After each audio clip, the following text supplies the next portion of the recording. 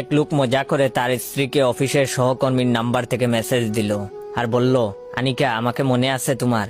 খুব স্বাভাবিক উত্তর তার বউয়ের, হ্যাঁ তুমি সজীব না? লোকটি বলল, না, আমাকে চিনতে পারলা না তুমি?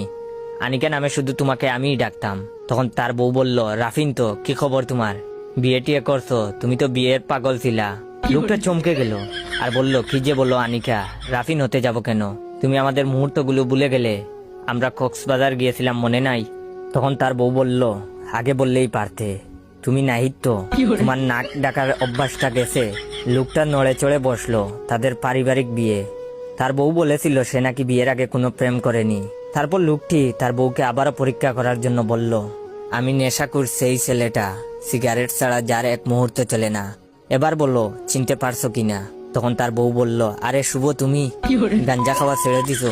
হোটেলের ভিতরে তুমি যেভাবে গাঞ্জা খেয়েছিলে, উফ, আমার মনে হলেই গায়ের লোম দাঁড়িয়ে যায়। লোকটা তার বউয়ের মুখে এসব কথা শুনে একটা সিগারেট ধরালো, গরম চা নিজের মাথায় ঢেলে শান্ত হওয়ার চেষ্টা অব্যাহত রাখলো। তারপর লোকটা বলল, খুব কষ্ট পেলাম আনিকা, তোমাকে সব সময় নামি দামি মেকআপ বক্স উপহার দিতাম, কেনাকাটা করে দিতাম প্রতি সপ্তাহে। তখন তার বউ বলল, মনে পড়েছে আসিফ, তুমি এখনো কেমন যেন রয়ে গেছো। কি অবস্থা তোমার, বিয়ে করছো? লোকটা চোখের পানি ধরে রাখতে পারলো না, কান্নায় ভেঙে পড়লো।